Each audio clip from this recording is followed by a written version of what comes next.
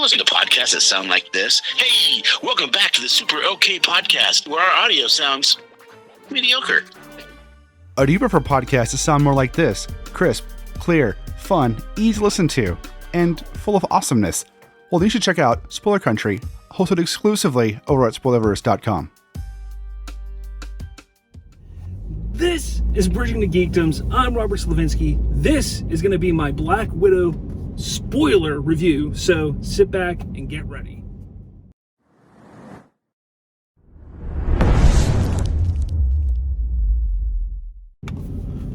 What's going on, guys? Robert Slavinsky here. So, Black Widow came out a little more than a week ago. I finally got a chance to check it out, so I wanted to do a full reaction review, and let's get into it, guys. Let's just get into it, all right? So, let's start with the good. This movie comes at a time when we have all been missing just going to the theater and having a good time with our friends and family and just having that movie theater experience. So the good is that it's come out at a great time, because I don't know if this movie would be doing as well as it is doing right now had it come out with normal circumstances.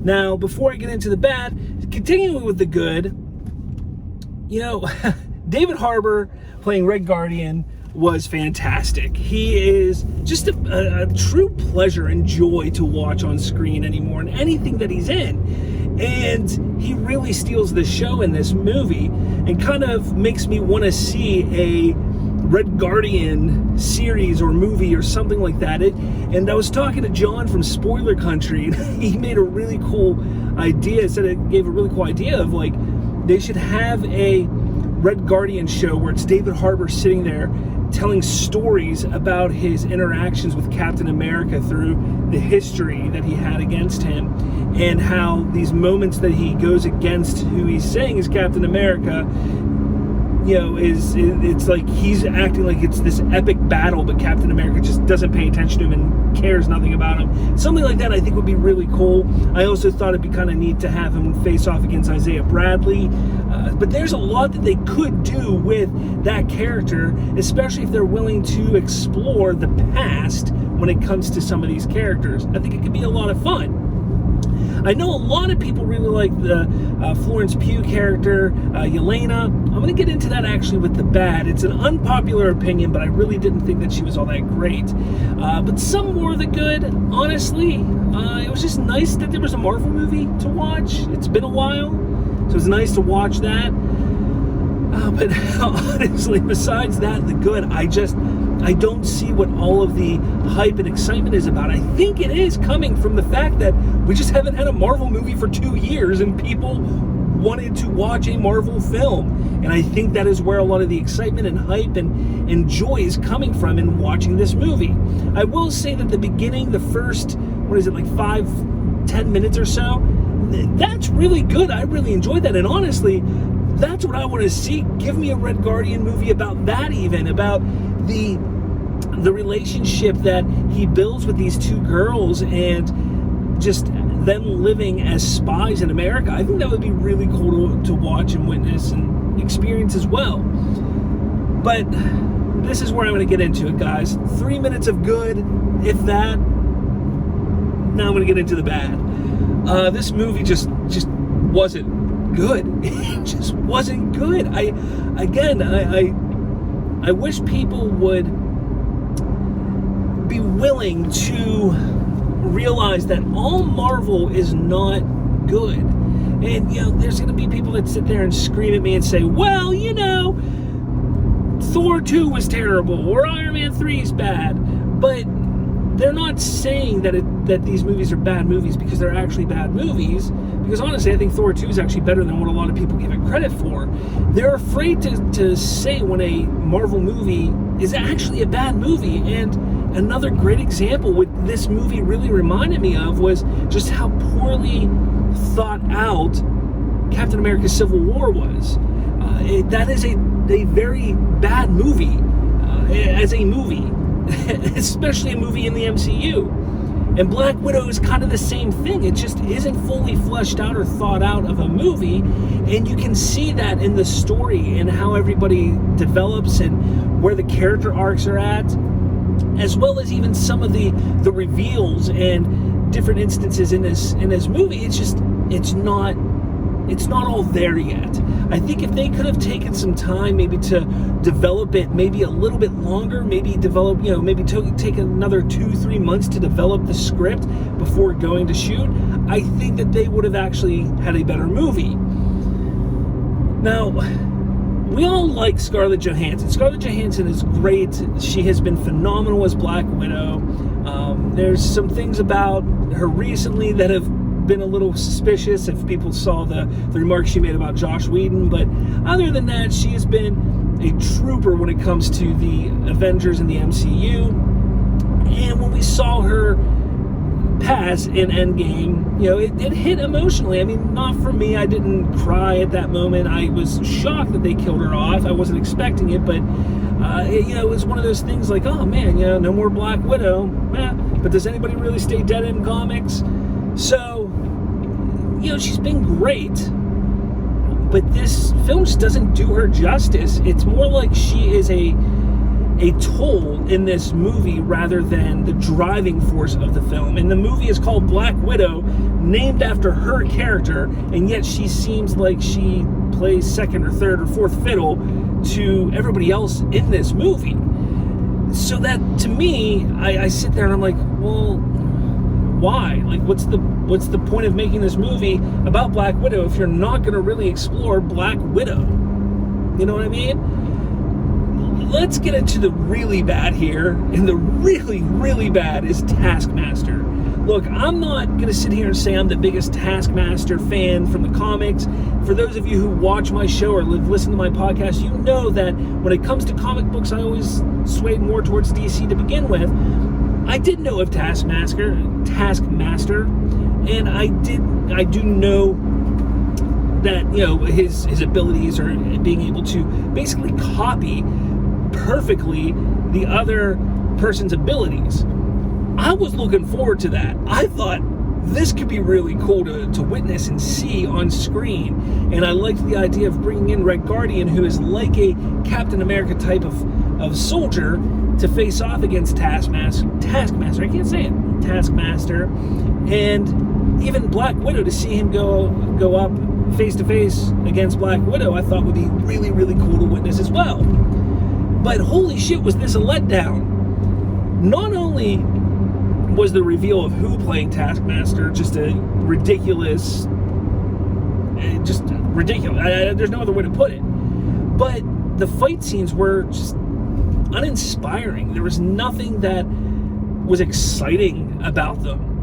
And there was a few moments where you see the Taskmaster actually claws for Black Panther, or using a knife like Bucky, or using a shield like Captain America. But other than that, there was nothing that was like, that is a classic Captain America move or a classic Bucky move. Like, there was nothing that was like, except for one moment when she throws the shield. And as I said, so again, this is spoiler, so if you haven't seen it, they reveal that the Taskmaster is actually the leader of the Red Room's daughter, who was thought to be killed by Black Widow when Black Widow's trying to kill the leader of the Red Room and destroy the Red Room. And just ridiculous, because they talk about her a few times in the movie, but there's not anything that really makes you think like, oh, she could be alive, or, oh man, wouldn't it be interesting if he used her as this extra special super being. I think what also really makes me aggravated when it comes to this character is, we know for a fact that a guy, a man, a biological male was the one performing the acts of Taskmaster throughout this movie, the fight scenes and everything like that. The reveal moment that it's Olga Kurylenko, or whatever her name is, when they reveal that it's her, it is so blatant that it was just added in VFX, that her head was put on this body through visual effects.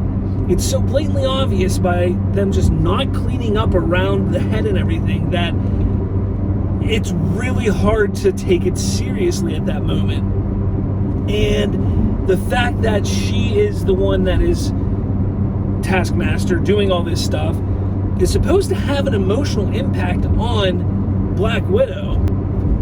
There was nothing. Like, I didn't feel anything. It just didn't feel, it felt forced. It felt like it was just thrown in there. Like, oh, we tricked everybody. And it didn't even work because it was pretty lame. I getting to Florence Pugh as Yelena, who many speculate, and it's pretty obvious that she's going to be the new Black Widow character or type of character in the MCU moving forward. She isn't all that good, and honestly, I was more annoyed with her character than anything else. I didn't take her accent as believable. It was actually kind of off-putting at times. Her constant arrogance was real off-putting, and I don't know if I'm going to like this character, if she's even going to fit in the MCU moving forward. Hopefully they get some better writers for the character and build her a little bit better than what they have so far. Then you have the end credit scene, which would have been a fantastic introduction to Valentina had this come out first like it was supposed to. I like this introduction to her way more than the introduction to her in Falcon and the Winter Soldier, but that's not to say that I'm not excited about the character and where she's going to take these other characters, such as Walker and now Yelena. I'm really interested to see where she takes them, but I think this introduction was way better than her introduction in Falcon and the Winter Soldier. It's kind of weird, though, that she's like, oh, we're going to go hunting for, Clint Barton, but why? How would she? Why is there any belief that he's the reason that her sister died? It just seems a little off. I don't know. But we'll see, because I believe that she will be a major role in Falcon and the Winter Soldier, or Hawkeye. I can't talk, guys. But she'll be a major villain or player in the Hawkeye series, which I believe is due to release. I've heard that it's probably going to be sometime in September or October, while August is dedicated to the What If series. So we'll see. We will definitely see how that all plays out. So I'm excited about the future of the MCU, but this movie didn't get me excited any more than I already am. It was all right. It wasn't great. It was all right. Yeah, I mean, I'm not going to watch it again. It felt like they were trying to make a Born Identity, Born Supremacy type of movie. There's a few moments where it was like, oh, okay, now I see where they're going with this. They're going to have your typical motorcycle chase scene or your car chase scene that they have in the Bourne series. And then it ended before it got anywhere. It's like they had all these ideas of, oh, we're going to make it a really fun spy thriller, or a really fun this, or really fun that. And they would go, and then they would pull back. And then they would go, and then they would pull back. They never allowed anything to breathe in this movie, especially with the action sequences. I think the best way to put it is, I remember back in the late 90s, early 2000s, the action movies of that time were kind of in this lull. They just weren't as good as they were in the 80s and early 90s, and they couldn't quite figure out where they were going. And the Bourne series is really what put it back on the map. Like, oh, okay, this is what action movies are going to be now.